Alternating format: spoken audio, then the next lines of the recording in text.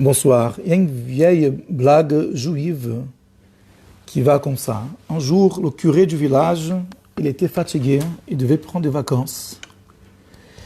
Mais il fallait quelqu'un qui le remplace le dimanche matin pour les confessions. Il n'a pas trouvé de remplaçant et il s'était dit, mais si je fais venir un autre curé, ça se trouve que la communauté, les fidèles, ils vont bien l'aimer et je vais perdre mon poste.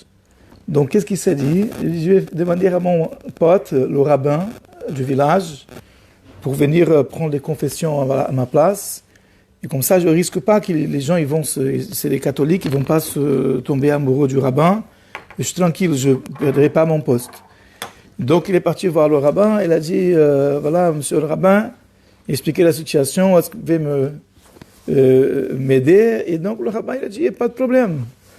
Et tu sais, bon, je ne vais pas aller là dans l'endroit du travail, mais une fois que j'ai fini ma prière le matin, tu peux envoyer les gens chez moi. Et ils doivent vider leur cœur, ils doivent raconter leurs fautes, et je peux les aider, il n'y a pas de problème. Donc, il était content, le curé, il a fait comme ça, il a donné l'adresse du rabbin à sa communauté, à ses fidèles. Et il a pris ses vacances, quoi. Donc, arrive le fameux jour. Le rabbin il est à la maison et donc ça commence à taper à la porte. Les gens de la communauté, les catholiques commencent à taper à la porte. Et bon, arrive un premier, il dit voilà, je suis un voleur, j'ai volé, je suis désolé de ça. Voilà, hier soir, je suis parti voler, j'ai cambriolé une famille, comment je fais? Et donc le rabbin il a dit écoute, combien le curé il te prend pour expier ta faute? Et je ne sais pas comment ça s'appelle ça. Exactement, je suis pas très, comment dire, expert dans tout ça. Donc, mais il y a apparemment un truc que tu payes pour te faire expier. Donc, combien il te prend? Donc, le gars, il a répondu, moi, il me prend 100 euros pour cette faute-là. Donc le rabbin il a dit, écoute, on va faire une chose comme ça. Au lieu que chaque fois que tu voles, tu viens de faire la confession et tu payes 100 euros pour ton expiation, on va faire une chose, bon, je te vais donner une carte d'abonnement, okay, de 100 euros et ça va te valoir pour toute l'année. Ah ben, alors il était content, il a fait les calculs, il a dit bon pour toute l'année, au lieu de payer 1200 euros, je paye 500 et pas de problème. Donc il a payé 500 euros au rabbin, il est sorti avec son abonnement, donc il a le droit à 12 fautes. Et comme ça, toute la journée, il a fait comme ça le rabbin. Et quand arrive le curé la semaine d'après, il n'y a pas de clients, quoi. Il y a beaucoup moins de clients et les gens ils viennent pas le voir. Et il comprend qu'il y a un problème. Et bon, il s'est dit, bon, en vérité, j'aurais dû m'y attendre à ce que le rabbin il allait me faire un tour. Je ne comprends pas, qu'est-ce qui s'est passé? Donc, il est parti voir le rabbin. Il a expliqué, il a demandé, qu'est-ce que tu as fait? Donc, le rabbin, il a expliqué l'histoire de l'abonnement. Et le rabbin, il lui a dit... Au curé, c'est ça qui nous intéresse surtout pour notre cours. Toi, tu penses à réparer le passé. Mais moi, ce qui me préoccupe, c'est qu'adviendra-t-il du futur? Donc bien sûr, c'est une blague, c'est pour rigoler un petit peu, mais le point, c'est pour qu'on constate avec ces blagues-là, on va essayer de se souvenir du point du Dvar Torah qu'on voulait répéter. Avec cette dernière phrase-là, on pourra comprendre mieux. Grande question que chaque personne honnête est là quand elle commence à étudier le 3e livre de la Torah, Sefer Vayikra. Nous avons commencé à étudier cette semaine. On va lire la Torah pour la première fois de cette année, commencer le 3e Chumash, 3e livre de la Torah, Vayikra, qui est le plus petit livre des 5 livres de la Torah, mais c'est lui qui a plus de mitzvot. 247 mitzvot sur 613 sont concentrés dans Sefer Vayikra. Beaucoup de fondements du judaïsme ils sont. Et notamment le thème central de Vaikra, c'est le service dans le temple, les offrandes qu'on apporte dans le tabernacle qu'on a construit dans le désert, dans le Beit HaMikdash qui a été construit à Yerushalayim et qui sera reconstruit très bientôt avec l'aide de Dieu. Et comme ça, les premières parchiotes, notamment Vaikra, Tzav, elles parlent énormément de ces offrandes-là. Elles sont particulières parce que parfois elles ont l'air un peu monotones. On parle de choses très très techniques et des animaux qu'il faut offrir dans la maison de Dieu, les sacrifier, les faire brûler sur l'autel pour telle ou telle raison, parce que la personne a fait telle faute, elle veut une expiation, donc elle sacrifie un animal, comme ça elle est expiée. Et bon, la personne qui lit ça, sincèrement, elle se dit, c'est quoi cette histoire-là? Ça ressemble un petit peu à notre blague, il paye 100 euros et c'est bon. Pareil. Ça veut dire quoi? Il a fauté. Lui, il a fauté. Et il a profité. Après, il va prendre un animal qui est faible, qui lui, il n'a rien fait d'ailleurs, l'animal. Le pauvre animal, la pauvre bête, on va le sacrifier. On va brûler son corps sur l'autel. Comme ça, Dieu il est satisfait. Et la Torah répète plusieurs fois, c'est une odeur agréable à l'Éternel. Et comme ça, la personne est expiée. Ça veut dire quoi, ça? En quoi c'est compatible avec les principes du judaïsme? Chacun est responsable par ses actes. Il ne peut pas faire payer quelqu'un d'autre ce qu'il a fait. Que les choses doivent être proportionnelles aux actions, c'est-à-dire tu as fait quelque chose, tu as péché contre quelqu'un par exemple, il faut lui demander pardon, il faut obtenir le pardon de la personne offensée. La même chose ici, la personne a fauté contre Dieu, il va amener un animal, ça veut dire quoi? Qu'est-ce que l'animal il va... Si on fait teshuva, si on regrette et on revient à Hachem, à quoi ça sert l'animal? Et donc l'animal, il est là, c'est quoi? Il va remplacer quoi exactement? Donc, en effet,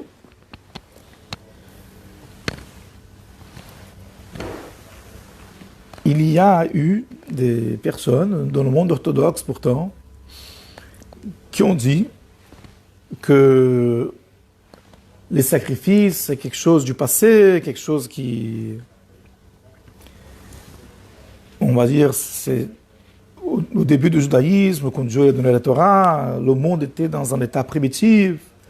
Mais lorsque Mashiach viendra, certains, notamment un grand rabbin a dit ça, il n'y aura plus de sacrifice.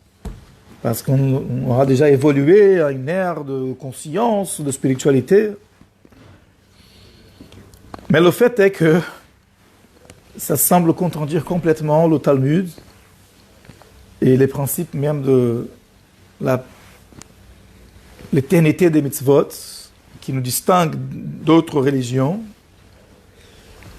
Ça, c'est la clé du judaïsme, que toutes les mitzvot sont éternelles, et que Mashiach viendra pas pour changer la Torah, mais pour permettre d'accomplir tous les commandements de la Torah, chose qui n'est pas possible aujourd'hui. Tout le sujet de Mashiach n'est pas d'annuler les commandements ou de les changer, mais au contraire, des choses qu'on n'est pas en mesure d'accomplir aujourd'hui à cause de l'exil, à cause de l'oppression et pour d'autres raisons, Mashiach vient tout d'abord permettre d'accomplir les mitzvot, dont une grande partie est liée avec les sacrifices là du Beit HaMikdash.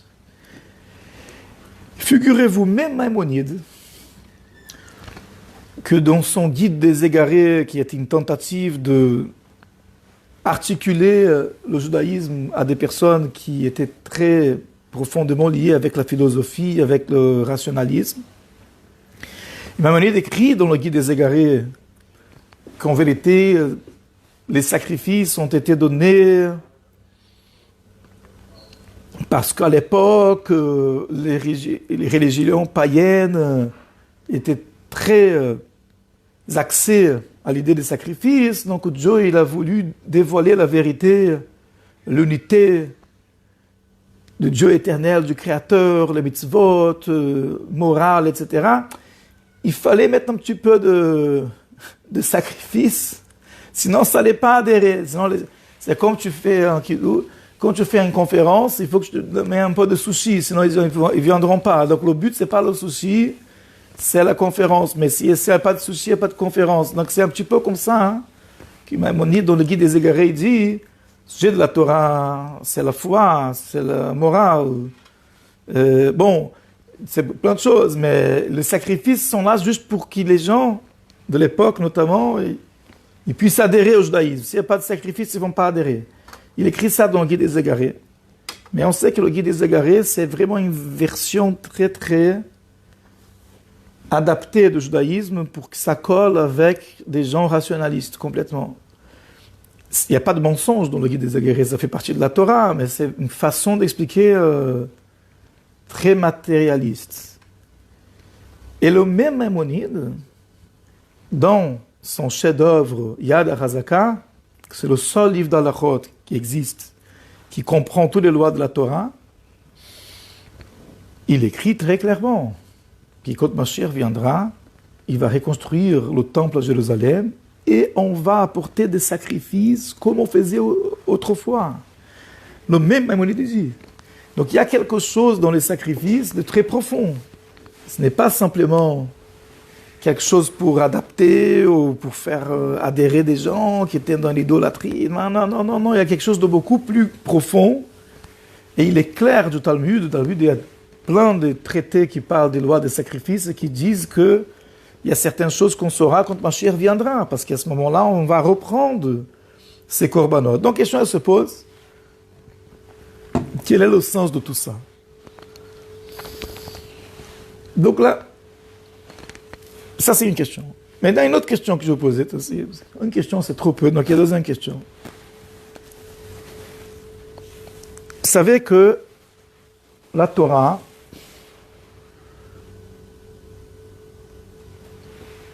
autorise le divorce.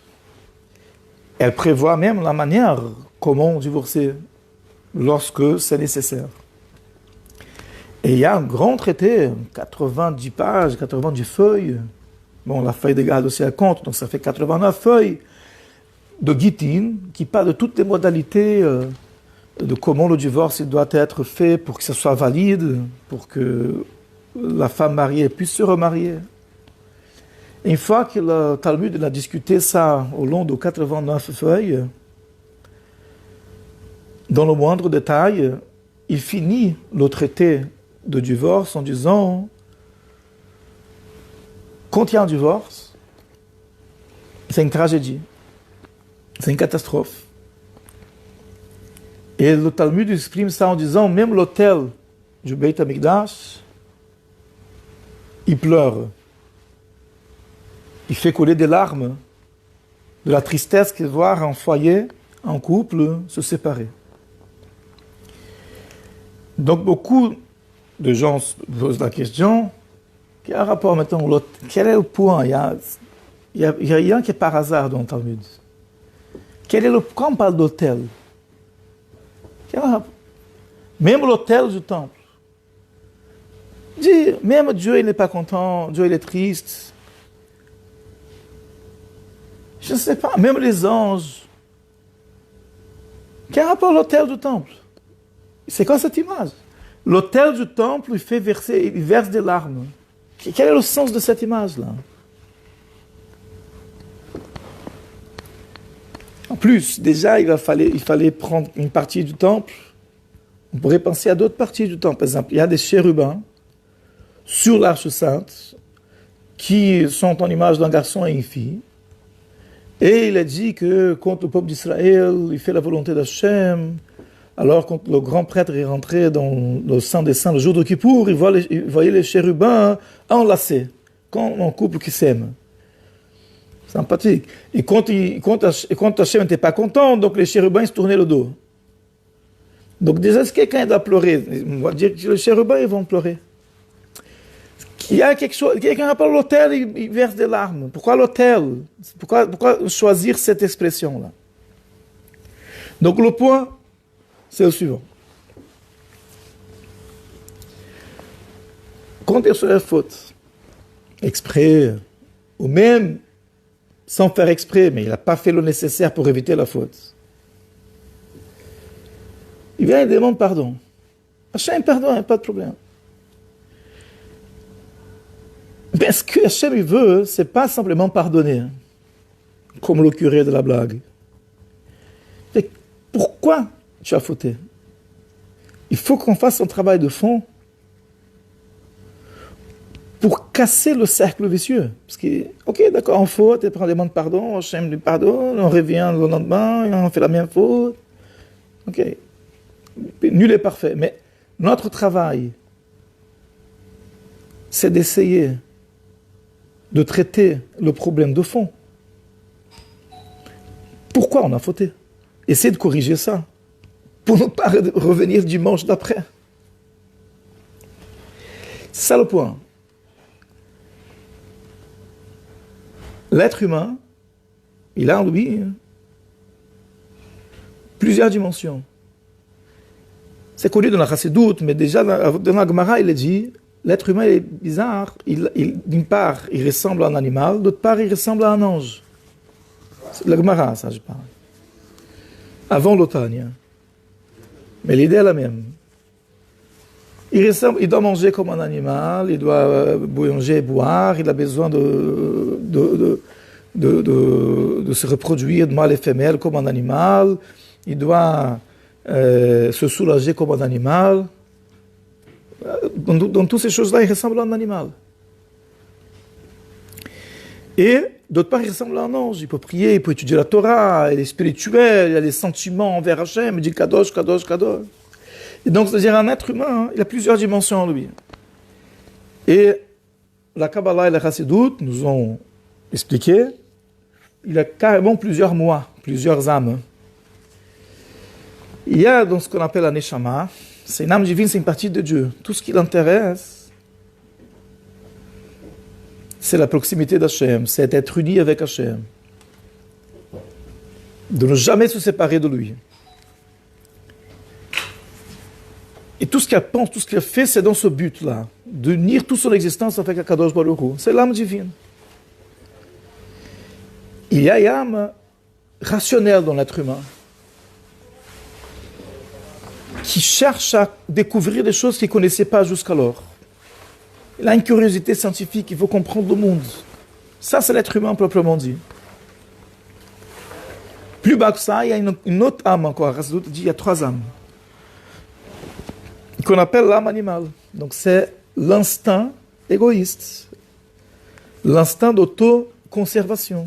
La personne, elle veut que les choses soient bonnes pour elle, ça se passe bien pour elle. Donc l'animal, il est mignon, il n'est pas mauvais forcément au début. Mais le problème de l'animal, c'est qu'il est centré sur soi. Il ne pense qu'à soi, comme une bête. Dit l'animal, il marche sur 4 pattes, donc il ne peut regarder que la terre. Il ne peut pas lever les yeux vers le ciel. Donc le sujet de l'âme animale qui habite l'être humain, c'est l'instinct égocentrique. Il cherche toujours que les choses soient confortables, plaisantes. Il pense qu'à soi en fait. Il pense ni à la morale, et encore moins à la divinité. Il ne pense pas à l'autrui. Tout tourne autour de lui. Donc quand il va dans ce rythme, il risque de blesser les autres, comme un animal qui marche sur des choses, sur des gens, qui piétine, il ne se rend même pas compte parce qu'il pense qu'à soi. C'est de là qui vient des instincts comme la colère, par exemple. Quelqu'un, il est contrarié, il aimerait que les choses passent d'une certaine façon, et ça ne se passe pas comme il veut, il se met en colère, il explose, comme une bête féroce. Et il y a l'instinct hédoniste. La personne, elle veut kiffer, c'est normal, c'est normal, c'est un instinct normal. Mais s'il va rester que avec cet instinct-là, où il veut kiffer pour lui, mais il ne pense pas à autrui, ou il ne pense pas au sens de son existence, ou qu'est-ce que l'autre peut ressentir.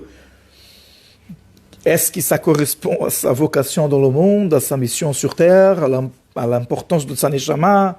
S'il reste uniquement centré sur cet instinct hédoniste, il risque de ne pas accomplir la volonté de Dieu pour laquelle son neshama est venu dans le monde, de faire pas mal de bêtises, comme chacun peut comprendre. Donc une personne elle faute, et elle demande pardon à Hachem. Hachem dit, pas de problème, je te demande pardon. Mais essaie de réfléchir, pourquoi tu es arrivé là? Pour ne pas revenir dimanche prochain. Donc le fait de prendre un animal et le sacrifier, c'est pour faire la personne réfléchir. Il faut que je diminue le côté animal, le côté égocentrique qui existe en moi. Sinon, je vais revenir dimanche prochain avec le même problème.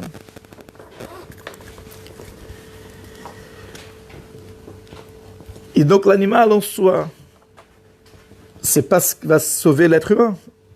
Mais le fait d'amener un animal, de sacrifier, il voit tout ça, ça secoue la personne, de façon à ce qu'elle comprenne qu'elle n'est pas un animal, justement, elle a d'autres dimensions supérieures, et donc elle doit diminuer ce côté animal et faire émerger le côté divin qui est en elle, le côté humain qui est en elle, de façon à ce que la prochaine fois, la même situation, elle va se présenter, elle aura d'autres réflexes, et elle aura plus de chances de ne pas retomber dans la même erreur. Et ça, c'est la raison.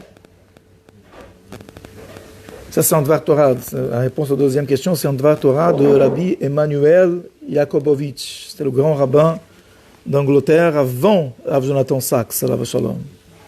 Il dit, pourquoi il dit que l'autel, il fait pleurer? Il pleurait. L'autel, il sait une chose. Pour pouvoir se rapprocher d'Hachem, pour pouvoir ne pas offenser Hachem, il faut que la personne fasse de la place et elle sacrifie son égocentrisme un petit peu.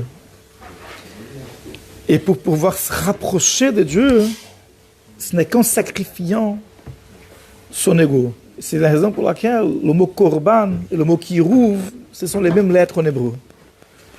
Les itkarev, se rapprocher, les akriv, sacrifier, ce sont les mêmes lettres en hébreu. Pour dire, on peut se rapprocher d'Hachem, mais c'est au prix d'un autosacrifice. Il faut se débarrasser de certains caprices, de certaines tendances égocentriques qui font une barrière avec Akadosh Baruch Hu. Et à ce moment-là, je peux me approcher de lui. C'est pareil avec son prochain. Dans un couple, en l'occurrence, c'est le sujet dont la Gemara elle parle, dans ce passage, pour être proche de mon conjoint, c'est en sacrifiant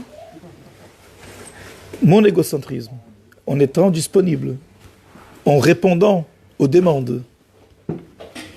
Le Tzemach Tzedek, le troisième rabbi de Lubavitch, explique la chose suivante. L'obligation du mari envers son épouse, marquée dans la Torah, c'est la nourrir. Les rabbins, ils aiment bien répéter ça dans les chupot. C'est la nourrir, la vêtir et la chérir, il dit ça sympathiquement. Ça veut dire faire attention à ce qu'elle a, l'alimentation, les habits, et avoir une vie conjugale normale.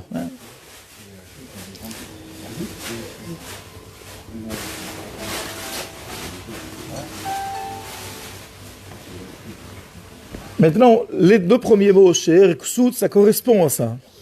Mais quand on parle de vie conjugale normale, on utilise dans la Torah l'expression ona. Ona veut dire périodicité, régularité. Donc a priori c'est un euphémisme pour qu'ils comprennent que voilà, il faut que le mari soit là, il soit présent, voilà, pour les besoins affectifs de son épouse, parce que c'est le seul qui peut lui procurer ça. S'il ne lui procure pas ça, elle va être dans la détresse. Mais c'est quoi ce mot ona? Donc le rabbi Tzemach Tzedek qui dit, ça vient du mot la'anot, répondre. Hashem ya'aneinu, Amelech ya'aneinu beyom koreinu. C'est-à-dire, c'est pas que physiquement être là, c'est être attentif. C'est quand il y a quand ton conjoint te cherche, c'est réciproque, c'est pas que le mari, hein. La femme aussi, c'est pas interdit à la femme aussi de comprendre qu'elle n'est pas seule à la maison, que le mari c'est aussi un être humain, même si parfois ça n'a pas l'air. Donc c'est les deux. Ona, ça veut dire répondre, c'est-à-dire que être conscient qu'il n'y a pas que moi à la maison, il y a une autre personne. Donc c'est contre la nature. La nature d'une personne est animale. Non, la nature d'une personne est une nature animale. Elle pense qu'à soi. Pour sortir de ça, c'est un travail. Donc c'est un travail qui est nécessaire, sinon on ne peut pas avoir de shalom bayit. On ne peut pas avoir de shalom bayit avec Akadosh Baruch Hu, il ne peut pas avoir de shalom bayit avec son conjoint. Ça va avec, c'est un travail de sacrifice. Donc, pour qu'il y ait union entre deux personnes différentes, il faut que chacun il fasse la place à l'autre. Donc le kirouv vient avec la akrava, la proximité, l'union, elle vient avec, au dépend de son égoïsme. La personne, elle est occupée, ou elle est dans un état d'humeur, elle est catastrophée du travail, elle est occupée, ou il y a un match, quelque chose qui l'attire. Ça, c'est son truc. Mais la personne qui est à côté d'elle, elle a des besoins. Elle a des besoins personnels, émotifs. Elle a besoin de quelqu'un qui soit à son écoute, déjà. Il faut là un autre. Ona veut dire d'abord répondre à l'appel de quelqu'un qui dit « je suis là, j'existe ». Parfois, un conjoint, il demande que l'autre conjoint soit présent, il n'a besoin de rien. Il a besoin juste qu'il sache qu'il existe. C'est la première chose. Aujourd'hui, les femmes n'ont pas besoin de mari pour se nourrir. À l'époque, à l'époque de nos grands-parents, les femmes ne travaillaient pas. Elles se mariaient, sinon il y a quelqu'un qui subvient à leurs besoins. Aujourd'hui, c'est plus l'actualité. Elle n'a pas besoin de mari pour vivre. Elle peut vivre sa vie tranquille, sans mari. Quand elle se marie, c'est pour qu'il y ait quelqu'un pour qui elle existe. Donc, si c'est le cas, ça peut bien se passer. Sinon, ça se passe mal. Donc, le Rav Yankovovitch l'a expliqué comme ça. C'est pour ça, le a dit, l'hôtel, le misbeyach, il pleure quand il y a un couple qui divorce. Pourquoi? Parce qu'il manque du sacrifice. Parce que l'hôtel, il sait une chose. L'hôtel, qu'est-ce qu'il voit? Combien les gens ils sont prêts à sacrifier pour se rapprocher de Dieu. Et quand il y a un divorce, c'est parce que ça n'a pas été fait. La personne est restée dans sa position. Elle n'a pas été capable de sacrifier pour se rapprocher. De l'akriv pour l'eitkariv. Et donc ils pleurent parce qu'ils n'ont pas fait ce qu'il fallait faire. Donc ça c'est le sens aussi là, de ce qu'on a expliqué là, au début, la blague qu'on a racontée au début. Quand une personne vient expier sa faute, elle doit comprendre la raison de la chose. Pas simplement expier, demander pardon et recommencer. Elle vient se sacrifier, elle. Hein? Elle vient se sacrifier, elle. Voilà, donc en vérité, comme Zaken l'explique, dans le côté Torah, au début de la paracha Vayikra, c'est écrit dans Torah, Adam qui akriv mikem korban l'Hashem. Un homme qui vient offrir, c'est de vous le sacrifice pour Hachem. C'est-à-dire, pour nous approcher d'Akadosh Baruch Hu, il faut qu'on soit prêt à sacrifier l'animal qui est en nous, à faire un petit espace, pas se tuer, ne pas entendre se suicider, Chas v'Shalom. Se sacrifier, c'est-à-dire faire un tout petit peu d'espace pour quelqu'un d'autre, faire un tout petit peu d'espace pour Akadosh Baruch Hu, au détriment de nos caprices, au détriment de notre égoïsme. Et c'est comme cela qu'on va obtenir le vrai bonheur, même pour l'autre animal qui est en nous. Parce que c'est contradictoire, c'est contre-intuitif, excuse-moi. La personne, elle veut tout pour elle, elle n'a rien. Et la personne qui est capable de donner, de sacrifier, elle reçoit beaucoup, finalement, elle est beaucoup plus heureuse et reçoit beaucoup plus. Chazak.